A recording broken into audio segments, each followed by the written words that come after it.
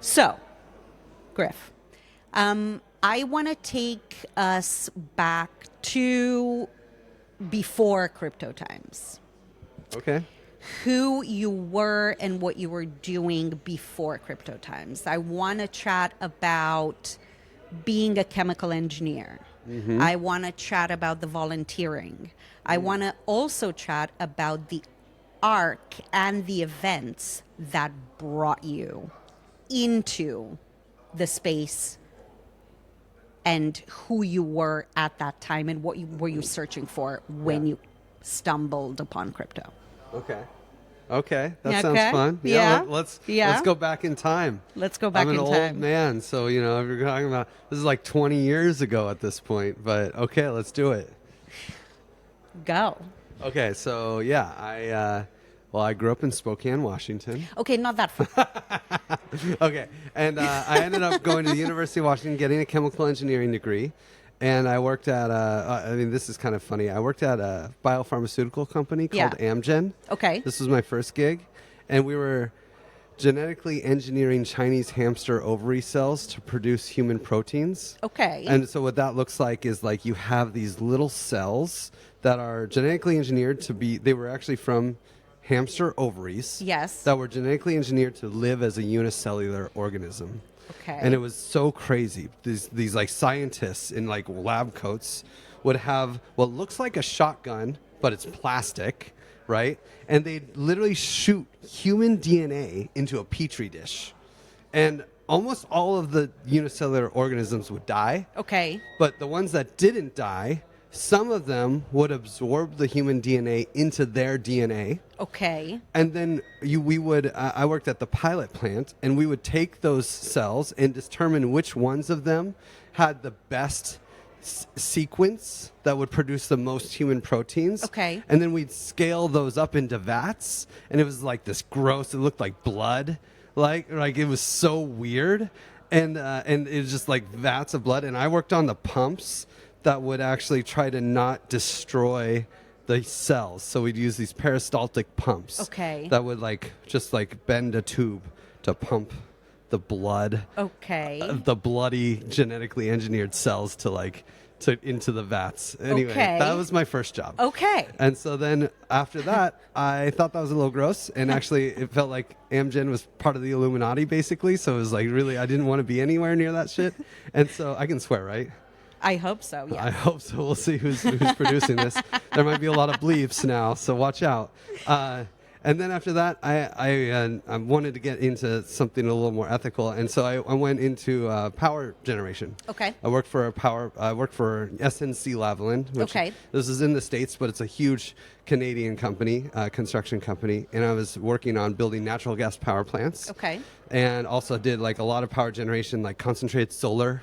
Where they have mirrors pointing at a molten salt. Okay. And it would melt the molten salt, and then the molten salt would heat water for a steam turbine. Yeah. So basically anything with a steam turbine, we did turkey shit. Like in Minnesota, there was a turkey farm that would use their turkey shit to burn and make steam for a steam turbine to generate electricity. Okay. So there's lots of cool stuff, but mostly there was this power plant that was fueling an aluminum smelter. Okay. And basically, two things kind of put me in this place where I became a crazy anarchist. Okay. The first is that aluminum smelter. I got out of Amgen because I just wanted to do better work. And then I was doing natural gas power plant, which natural gas actually in most places is, especially in 2009, is really almost like a pollutant. Yes. Because when they're drilling oil and all this stuff, it's like we have all this natural gas, and half the time they just burn it off. Right. Because it's better to create CO2 and water with it than let CH4 out into the atmosphere. Yeah. So it's kind of just a waste product of drilling for oil. And so making natural gas power plants, I'm like, this is actually really good work. We're turning what would be pollution into electricity for people. This is good things. Yes. But this electricity was fueling an aluminum smelter. Mm-hmm. And somehow, I designed lots of systems for that project, but I ended up having to deal with the pollution out of the aluminum smelter. Okay. And the solution to pollution is dilution. This is like a chemical engineering like phrase. Okay. And so my engineering task was figure out how much seawater do you pump into the pollution before you pump it back into the ocean. Got it. And in Abu Dhabi, the regulations aren't that great. And basically, like, without getting too technical, the water going into the ocean was 300 times more acidic than the water of the ocean. So basically, and it's this big pipe.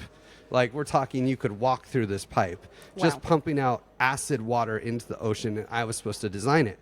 And I kind of cheated on the design. And tried to make it like only 30 times as acidic. Instead of 300. Yes. And I got caught. Okay. And they said I had to fix the math because the estimates on the pumps that would pump that water were way too expensive. And they know it's not that bad. So, you know, I just was fudging numbers to get it better, and then but the costs are the costs. And so I redid that calc, and I felt dirty ever since, and I really didn't want to do that work anymore. Yeah. And so when layoffs came around in 2009, like post 2008 collapse, I basically was like, pick me. I want out of this, you know? Yeah.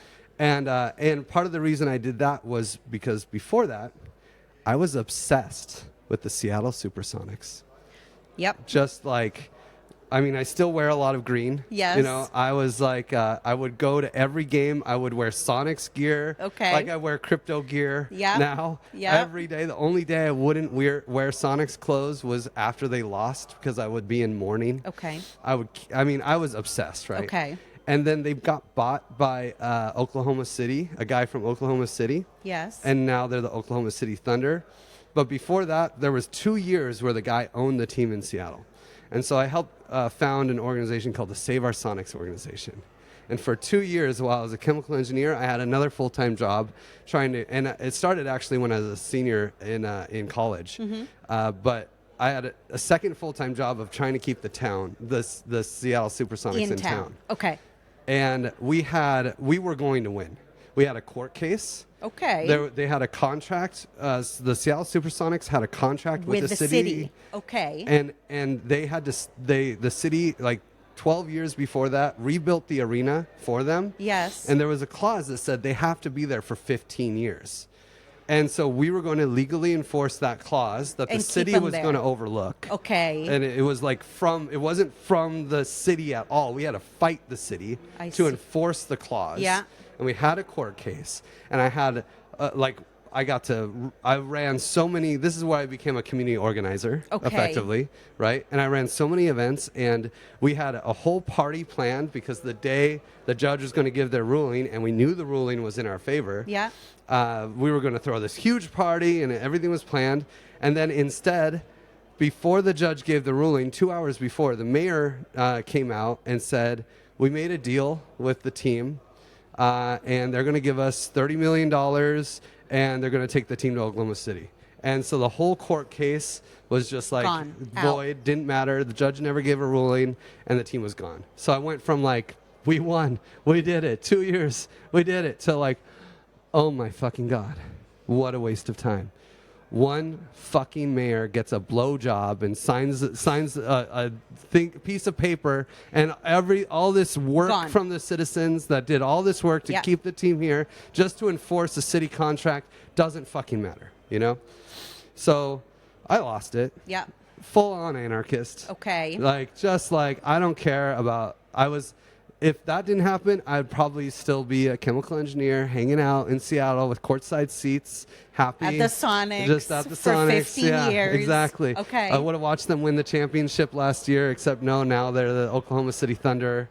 And now I don't care about basketball at all. I'm a total nomad, left the U.S., just explored the world, saw the world, became, really into crypto. I also had a lot of jobs before that. Lots of odd jobs. I started a moving company with a U-Haul I owned. I became a Thai masseuse. I have like all these random handyman jobs that I would do. Just so anything. Many feathers in your cap. Yeah, I just had like a Craigslist business selling grow equipment. I would buy grow equipment and then resell it on Craigslist for more. Like learn my arbitrage game with that, and And I heard about Bitcoin in 2011 from a Trace Mayer podcast. Yeah. Okay. It was like $5. Yeah. And I was really excited about it because I hated the banks as well. Yeah. You didn't have a bank account for a minute, did you? Yes. I mean, when I went full on anarchist, like even before the Sonics were sold, I was already like really into libertarian theory. Okay. Human Action by Ludwig von Mises and Rothbard and all these guys. Kind of like a, armchair a libertarian economist guy. Yeah. And so I was buying gold and silver, and when after I got laid off, I had unemployment for many years. Okay. Supplementing my random like Craigslist action. Okay. And then when the unemployment was over in 2011, I was like, I don't need a bank account anymore. And the only way to get Bitcoin was actually with the banks. You had to wire money to Japan or do some kind of weird bank account stuff. And so I was like, fuck that. I don't want to use banks. Like, Bitcoin might be that solution eventually. And then I was in Thailand, and my good buddy, who also heard about Bitcoin with me in 2011, and we would talk about it a little bit. Yeah. He was like, hey, have you heard of the Silk Road? Okay. You can buy drugs off the Silk Road. It's so cool. And I'm like, yeah, that's cool. How'd you get the Bitcoin? He's like, oh, I went to Coinbase, and I used my bank account to get Bitcoin. And I was like, Coinbase had just popped up. Yeah. Yeah. And so I was like, cool, man. Can I give you some gold and silver and I'll get some Bitcoin? I love it. Because it. I didn't have a bank account, right? I couldn't use Coinbase.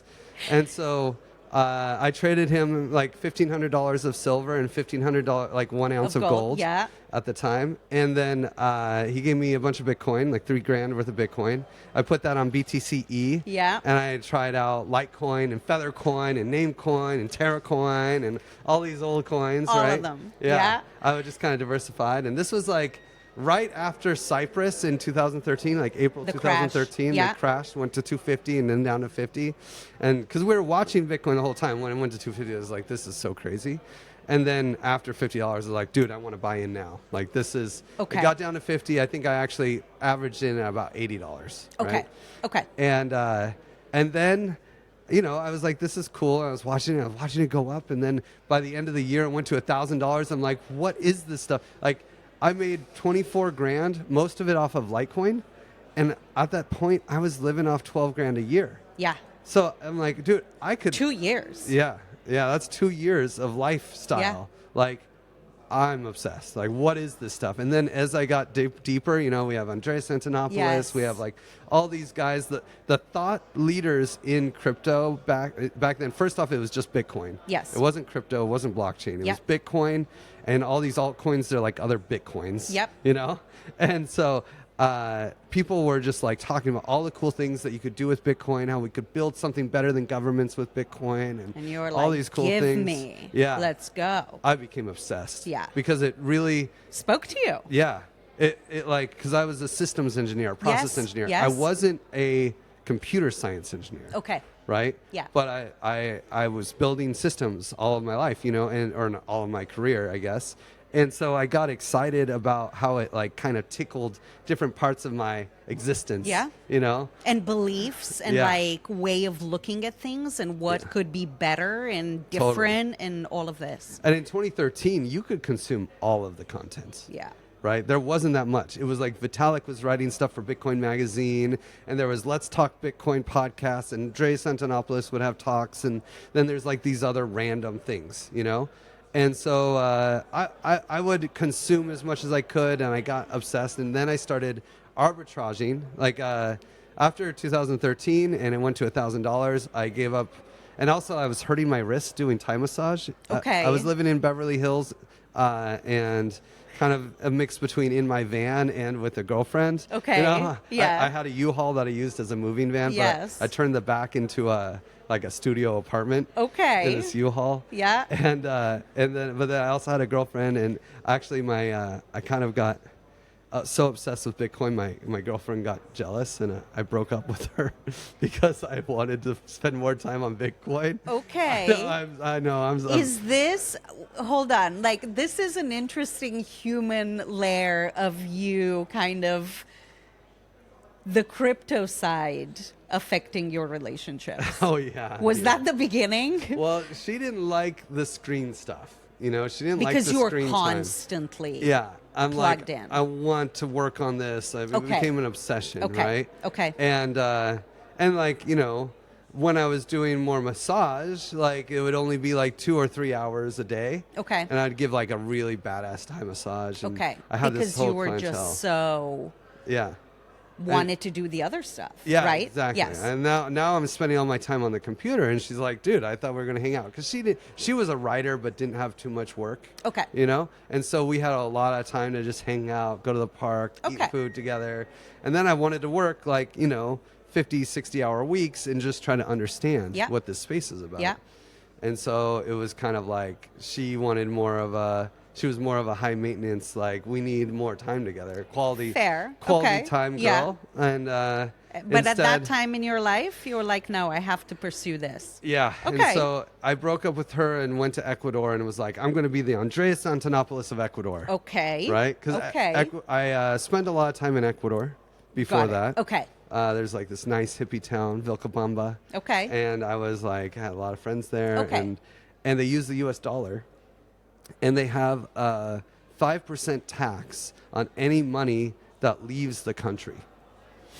Okay. So Bitcoin would solve a lot of problems for remittances and things like that. You could kind of skirt the tax, basically. Yeah. Right? Yeah. And so I was like, oh, dude, Ecuador. I loved Ecuador. It was one of my favorite spots that I visited. So I'm going to go there. I'm going to be the Bitcoin guy for Ecuador. Yeah.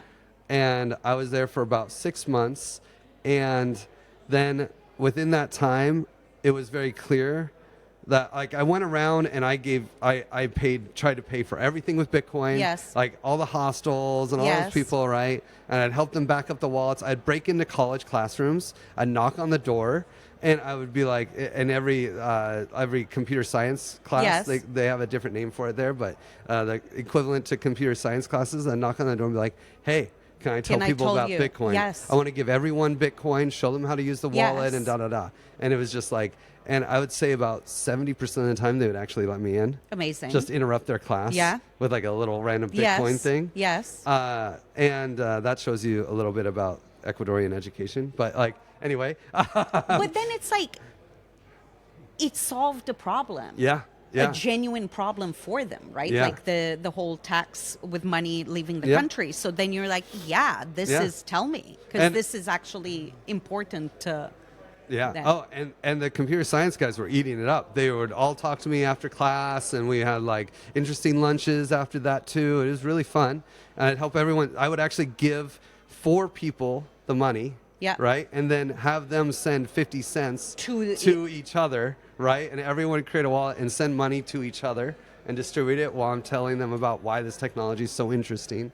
And how did that feel? Was that like just giving you so much energy and fun and like, yes, this is something useful and people are getting it, like I get it. Absolutely. It was so much fun. But very quickly, about 4 months into my 6 months while I was in Ecuador, it became clear that the government was going to make Bitcoin illegal. Okay. And, in Ecuadorian prisons, they don't feed you. Right. Nonprofits feed you, not the prison. So, and your family is supposed to bring you money. I didn't have family there. I couldn't risk being the crypto guy in Ecuador anymore. Got it. Basically. So, I left Ecuador, and while I was in Ecuador, though, there was I signed up for the first degree ever in digital currencies. Okay. So I was starting to take classes. It was less because I was a chemical engineer. I didn't feel like I had a really good into the space. Yeah. Not like the computer science guys and the devs. So I got this degree. It ended up being more of like an international finance degree than a tech degree. Okay.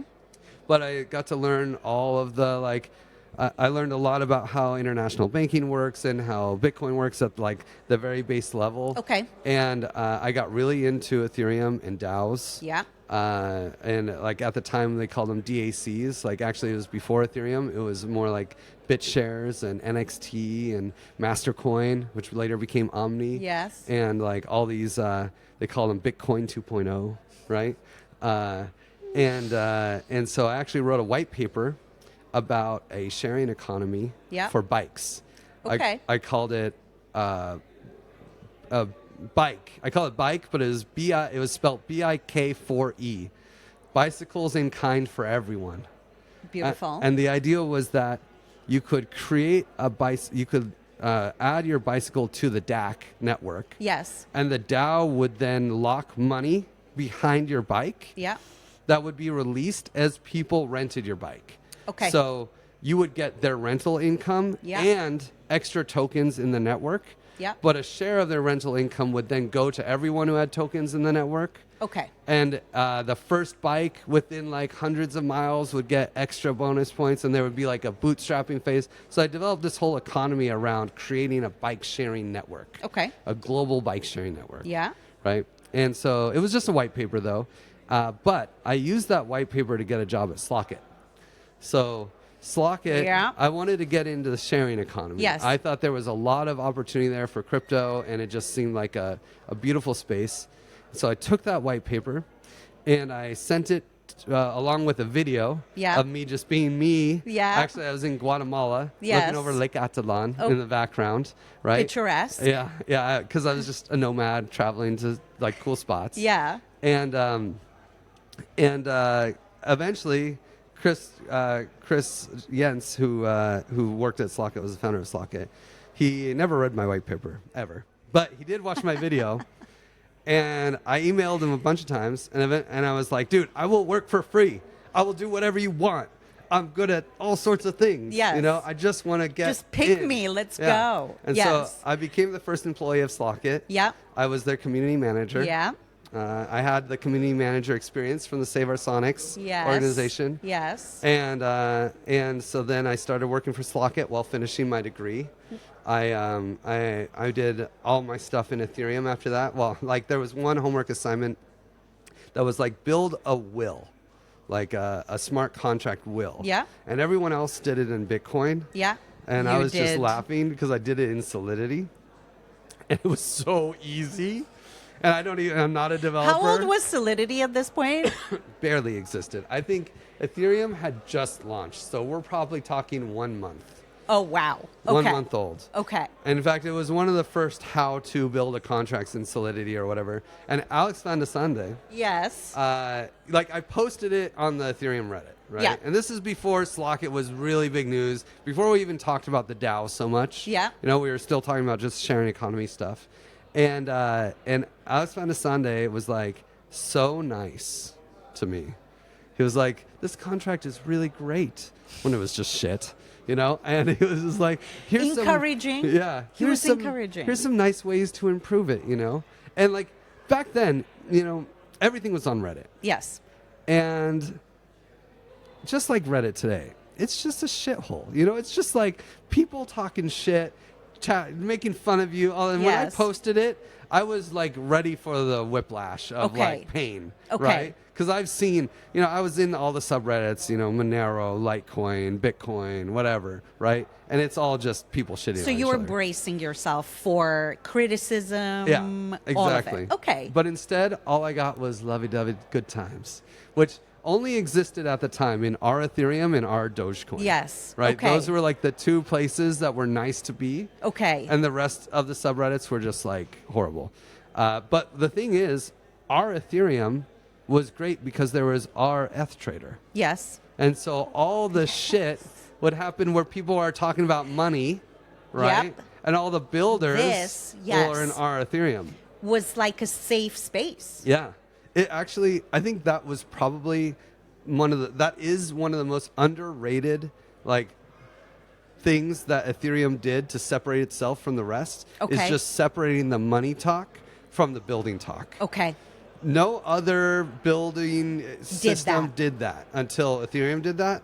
And I really think that was its secret sauce to bringing in real builders that cared about doing something, where they could share knowledge and stuff without all the like noise, trader crap, you know? Yeah. So you feel that was a really good onboarding for you to then, I mean, to your point, Yeah. got Alex Van de Sande in there, like Yeah, helping and exactly. cheering you on and telling you how to tweak and improve and He what's. took my thing that was like 50 lines of code and made it like 25 and just like, but was really nice about it. Yes, You know? yes. Whereas if that would have been in our Monero, right, or something, it would have been like, dude, that is shit. Let me show you how to do it, you know? Okay. Right? Yes. And so that's when I knew it's like Ethereum is just great.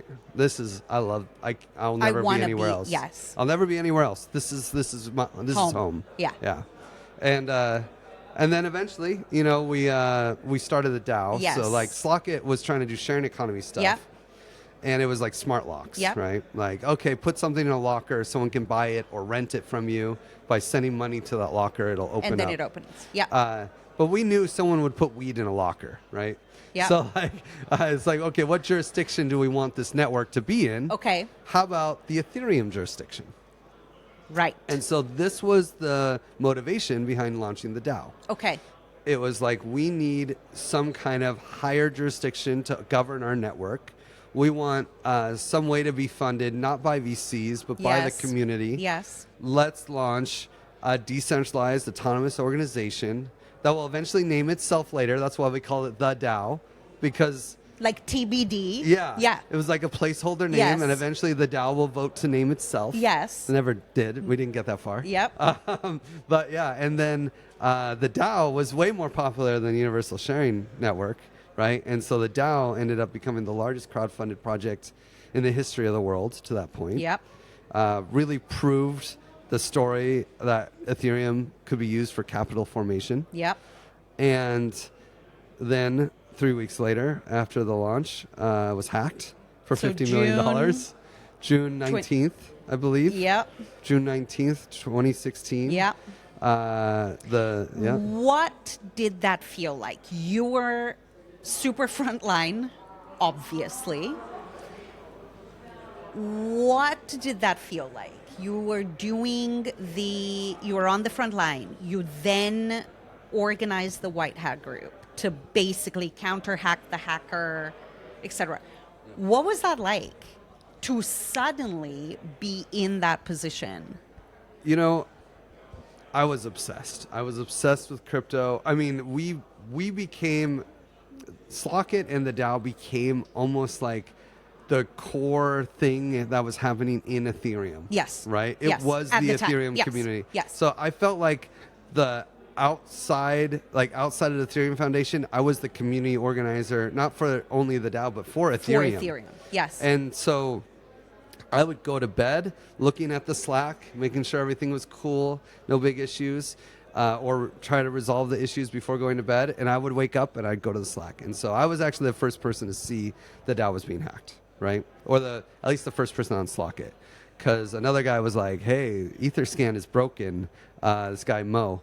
Hey, I think Etherscan is broken. It's like not showing, it's showing the DAO's money is like less than it was, you know? Whoa. So then I'm like, because I have a degree, Yes. I almost have a degree in digital currency. Yes. I can read a block explorer really Yes. well, even though I'm just the community organizer. And I'm like, no, man, shit's not broken. The DAO is being hacked, right? And so I DM left. It's 6 a.m, you know, and we're all in Europe, except for Stefan. He was in UK. He was still asleep too. And so I'm DMing everybody. I'm calling. I was actually at Christoph and Simon's mom's house, the co-founders of Slockit. Yes. I was at their mom's house, Uma Jens, and so I'm like calling. I asked Uma like for their phone numbers so that I could wake them up, you know, because the cell phones weren't getting Yes. to them. And I got Simon up. I'm like, go over to Christoph's house, knock on his door. You know, Stuff is like, they're really not bad. answering Let's the phone. go. Yeah. Yes. You know, and then we got Vitalik on the line within probably 2 hours of that. And we're talking hard forks and we're talking solutions. And really the feeling was there was no feeling. It was all action. There wasn't even time. There wasn't time to think, much less feel. Yes. It was just like find a solution. What do we need to do? Get everybody aware, get everybody thinking, what the hell do we do? I spend a lot of time meditating and doing like these kind of things, you know? And so it's like, there's no voices in my head. It's just like action. So you're fully present, being able to manage all of that. Absolutely. Okay. Just like, I mean, from the outside, I probably didn't look present. I probably looked zoned out in a computer just like this, you know? But like, he's like, oh my God, that guy's spazzing out. You were like, inside there was just like focus, this like coordination. On the inside, it looked like, you know, like probably like a really efficient telephone person. Yes, right? yes, putting calls through. Exactly. Coordinating people, getting people together. I don't have time to be in the call with Vitalik. That's you, Christoph. Go, go, go. You know, now you guys do this, right? And the night before, Jordi Bellina, he actually did an interview with me because he built Liquid Democracy for the DAO, which is a really cool governance mechanism. And so he had like a really good understanding of the DAO infrastructure and everything. And so I called it, I was talking to him the night before. I never got to write that blog post, but I was very excited about it at the time. And I'm calling him. I'm like, dude, talk to Lefteris. You guys figure out the hack. You know, like, I kind of just took control of the response for the hack, right? Because Christoph and Stefan and Simon, as the co-founders of Slockit, from a legal side, they were like, you're not doing this as a Slockit employee. And I had never even been paid by for Slockit. I mean, I had a contract to be paid, but I wouldn't accept. I kind of never really, I actually never signed it. And I never... Still in your draft? Yeah. Well, I pretended to sign it, and I kind of said that I did, but I didn't. Okay. And then they would be like, oh, no, wait, we can't pay you till you sign this. And I was like, you know, it was like a couple months before that. I was like, oh, I'll get to it, you know, but I just didn't want to participate. I'm an anarchist. I don't want to participate in any of this legal shit. I see. You know? And so even though they wanted to pay me, I didn't make it easy for them, basically. And so I never got paid. This is what staying true to principles actually is. Like, dude, we're trying to pay you. Yeah. Like, yeah, but I have a problem with signing this agreement between parties. Exactly. Okay. Can you just send crypto to my wallet? And they're like, no, we can't. You need to be paid like a normal human because we're a company.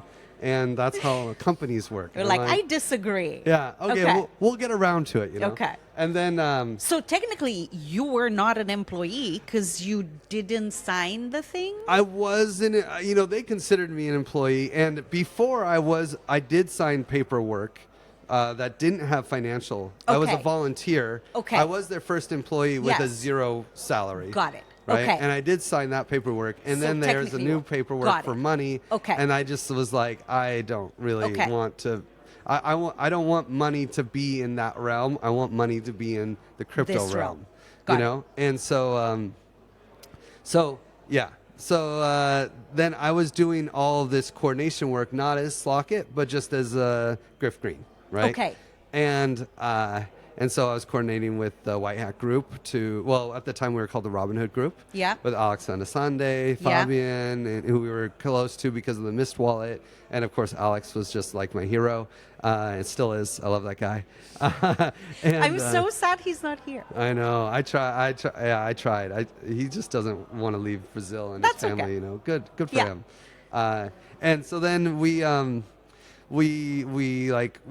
had it all set up to hack the DAO, and I also coordinated getting like millions of dollars worth of DAO tokens so that we could hack the DAO efficiently. Yes. From Wales, and I got all the keys for from different random people that had called Split DAO because we needed like the people who had called that function. We needed their private key. Okay. And so I just messaged them, and I was like, dude, can you give me your private key and also your ID so I know you're not a bad guy, you know, because we're going to share this private key and like we're going to use it to hack the DAO and all this stuff, right? It was crazy stuff.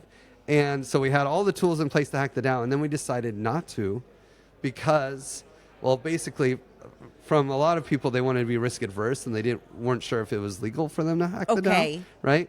But from my perspective, I didn't care if it was legal. I thought that it would be better if it were messier. Because if we hacked the DAO Yes. right away Yes. and we stole all the money, it would be pretty clean to say, hey, DAO token holders, you all get a 70% haircut. Yep. The good guys rescued the money. The bad guy has the money. Okay, that's just how it is. Yes. You know. Yes. Whatever. But the hard fork was really the main solution. Okay. Right? We were like a backup solution. Okay. Because the hackers stole about 30% of the DAO. Yeah. Which, by the way, the DAO had 14% of all Ether in existence. Yes. Right? Yep. So he had about 4% of the all Ether in existence. You had And then 9, we 10. rescued 10. Yeah. Yes. But if we just took that 10, maybe they wouldn't do the hard fork. They'd just say like, hey, DAO token holders got some money back. Like, Okay. it's not that bad, right? Okay. But we wanted that. So we waited until someone else hacked the DAO. So there would be DAO wars. And like when one person hacked the DAO, then we started hacking the DAO, and we were just killing it, right? But then lots of people started hacking the DAO. Okay. Right? And so there were like What are probably we around talking? 10 DAO hackers. Some of them got Was very this little. happening on the same day? Yeah. So the one DAO hacker and Yes. then the other 9 all on the same day, all hacking the DAO for like 3 hours. But we were ready for that. And so we put ourselves in all the other DAOs, all the other hackers before they could hack. We put ourselves in their DAOs Okay. so that we could hack them later, right? So we I couldn't do that for the see. first DAO, but we did that for all the other DAOs. We were prepared for that scenario. Okay. And we hacked. So then when we hacked the DAO, we then proceeded to hack all of the other DAOs. Okay. And they weren't ready for that. We also Right. developed lots of interesting techniques of like screwing up their math, because we had recreated the DAO hack in about 18 hours after the original Yes. hack, maybe yes. less. Yes. And then we found all sorts of other bugs in the DAO that we could exploit, and we could like send little bits of DAO tokens that had like some other feature to them that was kind of crazy. Yes. And then that would mess up the attack contracts of other DAOs and stuff like that. Trojan Yeah. horse Yeah, we code. called them doped tokens, right? We had all sorts of crazy techniques, right? Okay. And I'm kind of merging this big story into a more concise scenario, but either way, there were these DAO wars, and we were able to hack all the other hackers and get the money back, but it was messy enough that it was very clear we needed to do the hard fork. Yes. To like clean everything up. Yeah. And just rescue all the money for the DAO Yeah. token holders. So then when the hard fork happened, we thought it was over, right? Yep. Great. All the DAO token holders get their money back. We're all good. But then we started hearing rumors about this guy from Poloniex buying tokens on the open market, buying like the Ether Classic, which I was calling Deadeth at the time. Deadeth. Deadeth.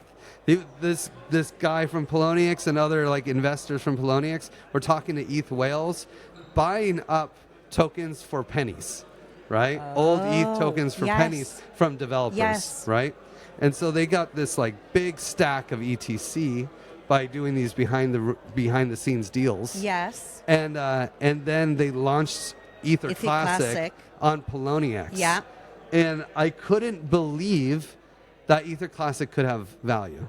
Right. It didn't make any sense. Right. At the time, this was before Bitcoin Cash. Yep. Right? This Yep. was like the first big blockchain fork Yes. that created the airdrop fork scenario. Yeah. Right? Yeah. And so Ether Classic somehow maintained value, and we were too late. By the time it was posted and all that stuff, we were too late to hack the DAO, the big bad DAO, the main dark DAO, Okay. because the timeline had passed. What is this timeline then? So- what are we talking? How long after? So when you we actually did this crazy thing where we passed a proposal in the DAO. We found an interesting loophole where even though we weren't the way the hack works is the DAO was originally maybe one of the names of the DAO would have been Genesis DAO. Yeah. Because the way the DAO worked is that you could always split the DAO and create a sub DAO. Yeah. That would be separate from the DAO and drain money from the DAO. Okay.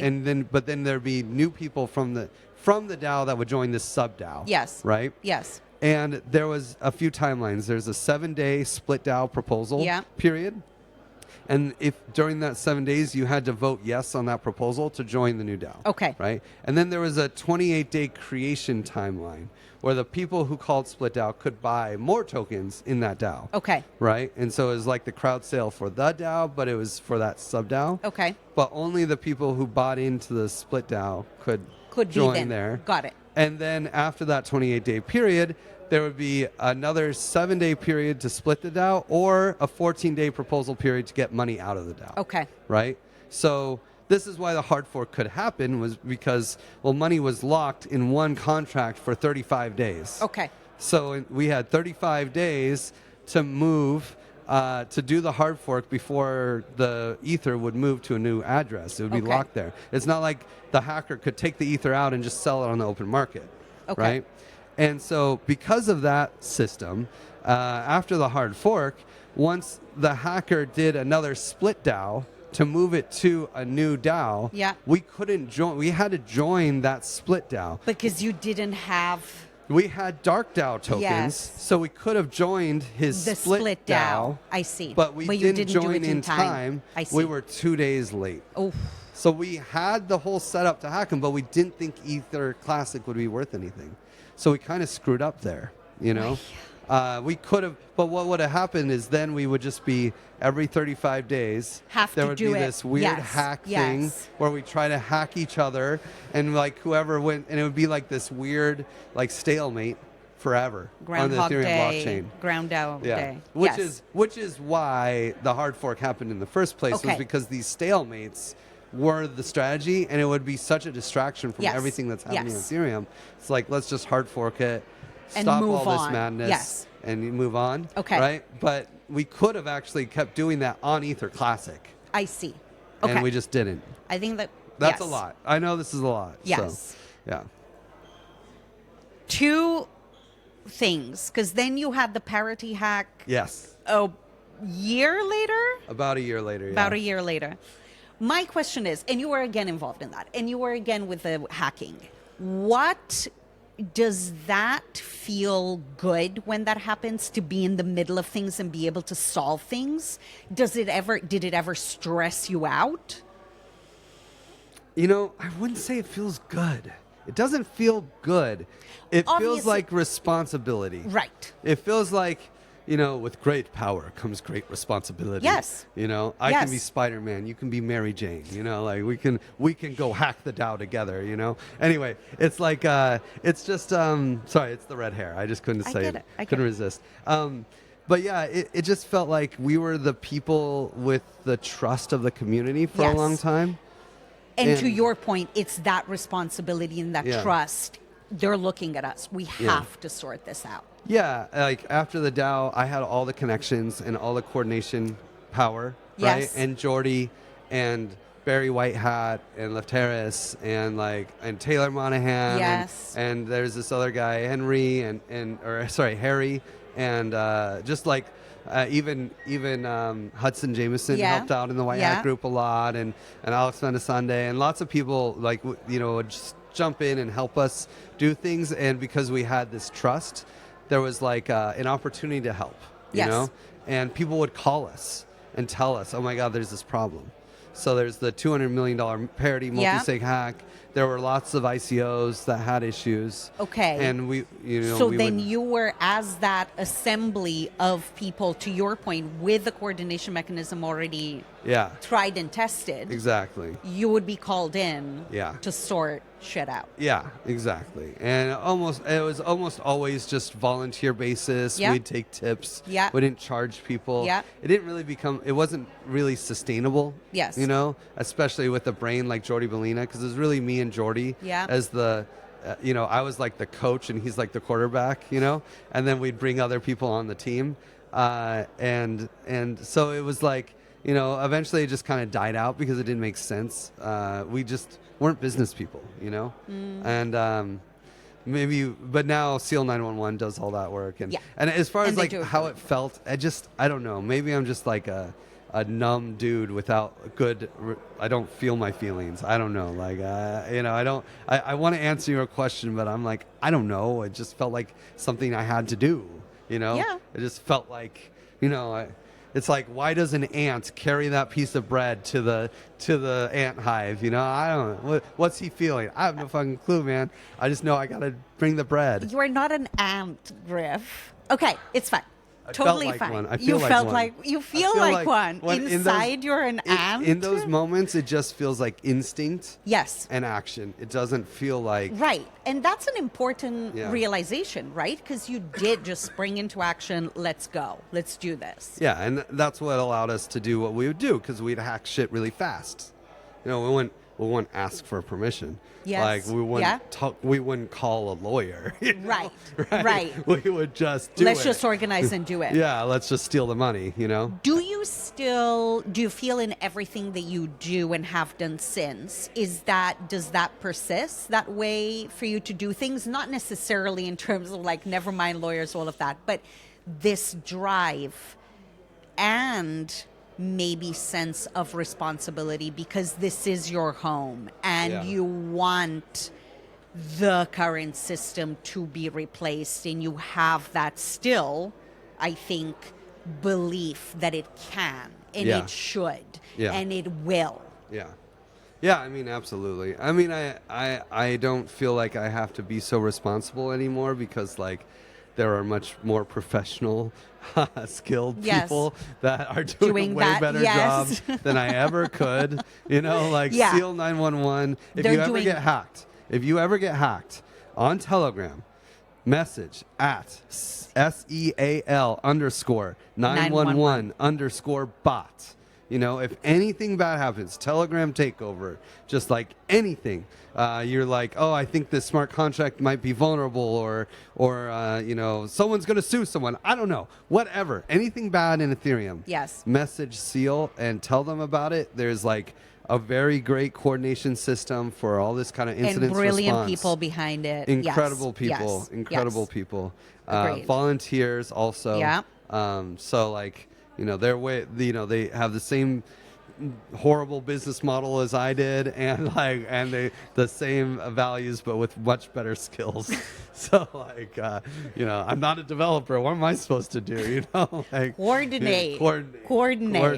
Yeah. Okay.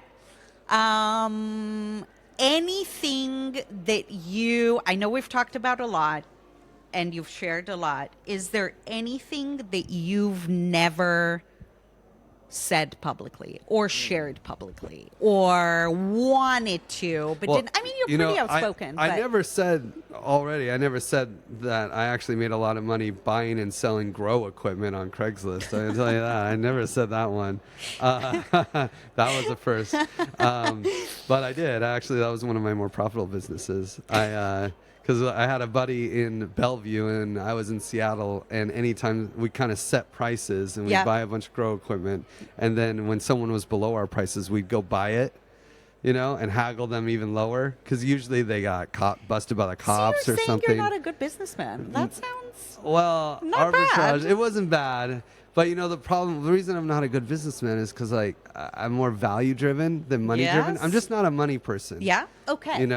Like, I retired with $60,000 worth of gold and silver. Yeah. Right? Yeah. And I traveled the world, and I was very conservative. Yes. With what you were trying not spending. to spend so much money. Yeah. And, as long as I have $60K, I'm like, dude, what more money do I need? Okay. And I don't think that's a normal perspective. I think there is this, like, human wants are unlimited. Yeah. But I just really try hard not to get stuck in the quantitative value of things and really focus on the qualitative value that can be produced. Yes. And that's why I'm not a good businessman, because most businessmen are looking at the KPIs on the spreadsheet. Yeah. And I look at the KPIs everywhere but the spreadsheet, and that doesn't end up working out to be sustainable on the spreadsheets. Okay. So the spreadsheet, and this is a good kind of segue. What still inspires you to continue? Because like we were talking off air, you know, we've been doing this for a minute. What still inspires you? My driving force has been the same this entire time. I truly believe that we can build something better than governments. I am 100% convinced.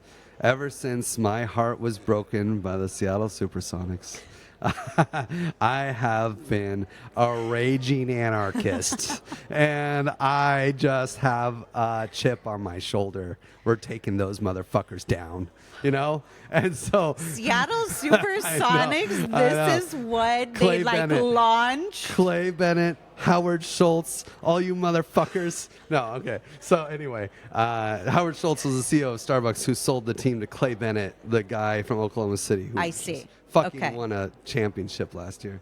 Anyway, not that you're harboring no, anymore. You've totally detached. I mean, I honestly have mostly detached, but it's funny, right? It is. But I really believe that we can do better. So my theory of change is that when governments fail to provide value that society demands, people start nonprofits. Nonprofits are the free market solution to governments, right? Yep. But even the word nonprofit just pisses me off because they create so much value for society, right? It's not on a spreadsheet, right? But the value creation is there. Yep. And I just know that this technology has the power to make nonprofits profitable. But I don't know how to do it, you know? I know it's there. Like, I know it is there. And Giveth is like a space for experimenting with that stuff. But it's been years of failure, you know? And so it's very sad, you know? It's like, that really is the, that is the motivation. And, but a lot of our failure is because the infrastructure still doesn't actually care about real people, you know? Like, I spent a lot of time in the security space. Yes. Because it's not safe. Crypto isn't safe. Like, we're supposed to be better than the banks, right? Do you know anyone with a bank account that got phished? Yeah. Do you know anyone with a bank account that has some currency that went to zero? Do you know anyone with a bank account who was like, you know, working with a business and then the whole thing fell through? Yeah. Like, no. But I know every single person in crypto has had that experience. Every single one. I don't know anyone who's been in crypto for 5 years and hasn't lost money to some scam one way or another. You know, unless they're just buying ETH and Bitcoin on exchanges, not doing anything interesting, right? Yeah. And to your point, it's that, right? And thank you for having that moment of vulnerability, because I can see how much this matters to you. And I think this is one of the key potentially frustrations and pains that we have.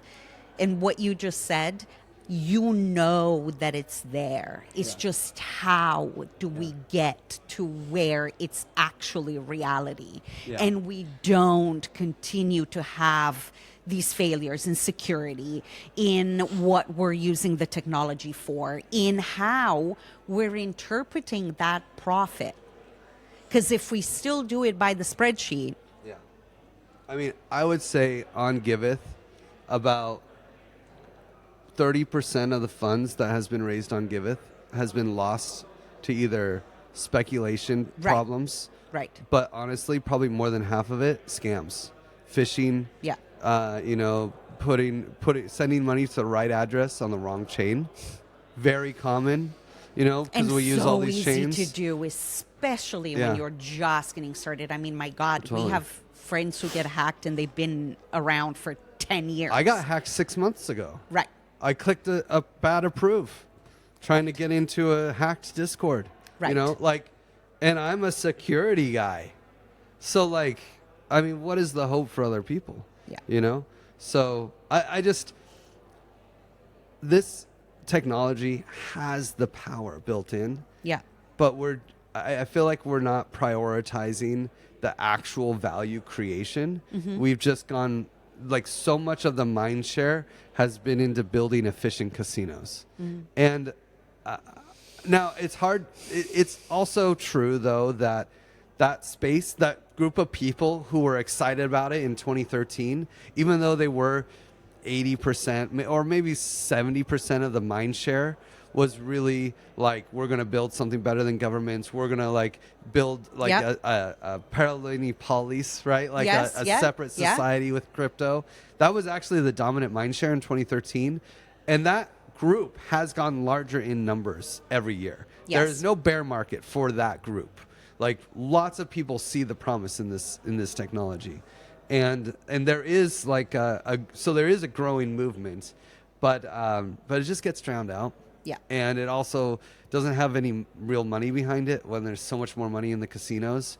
And it's just like, it's very sad. And it's okay, because honestly, we've tried a lot of things, and the infrastructure layer, the like app layer, the user experience for a normal human still isn't there. Yeah. With this technology. Yeah. So if I want to build an economy that can appreciate the value that taking care of the homeless would provide, I wouldn't succeed, because I can't get people to use the wallets. Yeah. Not safely. So what's the point? I remember, speaking of this, I remember a hacking project at ETH Denver in 2019 that was focused on the homeless. And I'm like, this is so early. Yeah. It's never going to work. Yeah. But it's, again, the fact that the idea was there, but there is still that bridge for us. I mean, the to be able to magic use. of this technology is that you can build an economy around any value creation, Yes. right? And that's why I know there's a way to appreciate the value that nonprofits create. Yeah. And if we do that, if we actually could make nonprofits profitable, we wouldn't need governments. People creating value for the environment or for society at large, yes. in general, Yes. in any dimension, Yes. they would be able to have a startup like any other tech startup. Yeah. They raise capital, they create value, and then they have an exit for the founder. And we could bring entrepreneurial attitudes into addressing the real problems that we have as a society. How is it that, the homelessness is one of my favorite issues, because I hung out with a lot of homeless people while I live in my van. Yeah. Like I was, Yeah. I would chose homelessness Yes. life, so it was like a different thing. And like, they're cool people, they have problems in their life. They have trauma. And like, and if you look at San Francisco, it's one of the wealthiest cities in the Yes. U.S. and it has the worst homelessness worst. problem. Yes. It's not dangerous. It's not safe to walk many Yeah. of the streets, Yeah. Yeah. And it's just, you see people, you just drive around and you see people doing crack in the street. It's like, how is this possible that the more wealth we have, the lower the value that we have for society? It's like, it's so backwards, but yeah. it's because it's not on the spreadsheet. And I think with crypto, we could put it on the spreadsheet. But, the people that really want to help the homeless, that are intrinsically motivated, they can't use crypto. Right. So what's that's where we're at. It's been 15 years, 16 years since crypto's been around, and we still don't have it safe enough for normal people to use. Yeah.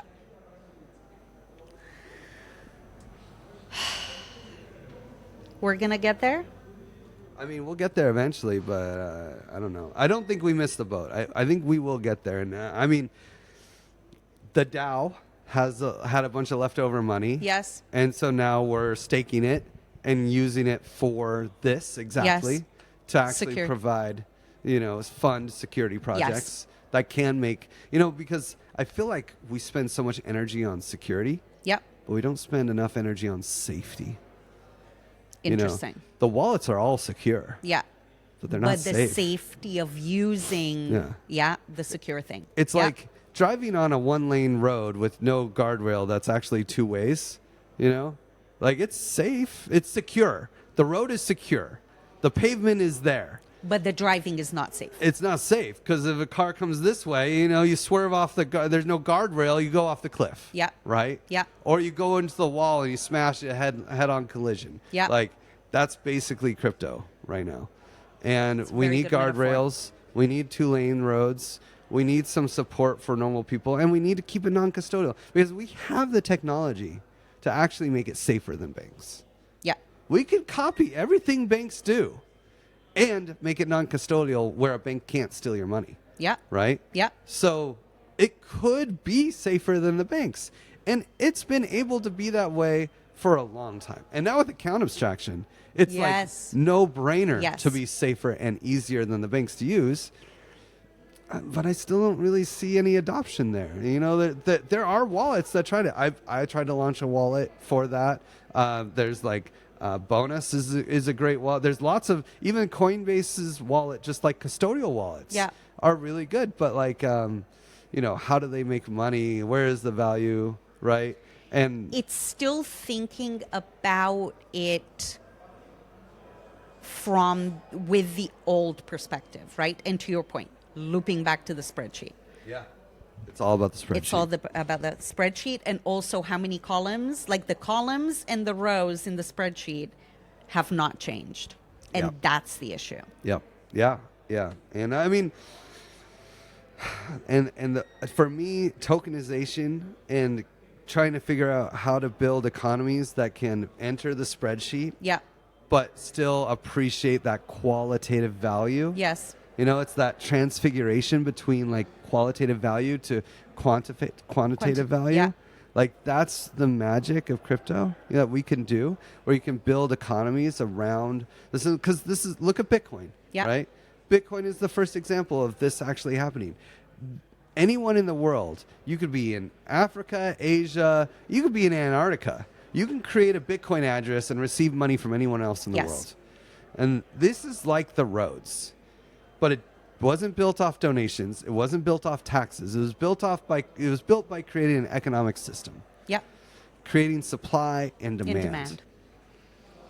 So there is, I mean, for homelessness, like how much value is lost by business owners from land value and customers, right? And like just economic value lost because there are a couple homeless guys hanging out on the corner. Right. You know, this is like a huge economic issue that could be solved for, like, if they actually address the problem of homelessness, it would be cheaper. They would make more money. Yes. Right? It's changing people's minds and mindset and the ability to think about things in a different way. And I think it's that calcification of a certain way of looking at things versus, to your point, the flexibility of looking at it. Hey, look at it from this side. It's actually more profitable, and it works, and it helps, and Okay, we're going to get there. You're good. I could rant forever. No, I know. This was fun. I hope you enjoyed it. I loved it. I could always hang out with you, Simona. I mean, you really let me talk. I like it better when we go back and forth a little harder, but this was good. Subject, Listen, you know? I got to hear a lot of things that I didn't know about you and really understand what still drives you, and understand the fact that the values are more important to you than any of the other things that we get lumped with. And I think, you know, that is the human story. Yeah. Thanks, Simona. And thanks for doing the podcast. It's fun. Thank you. Yeah. Thank you, Griff.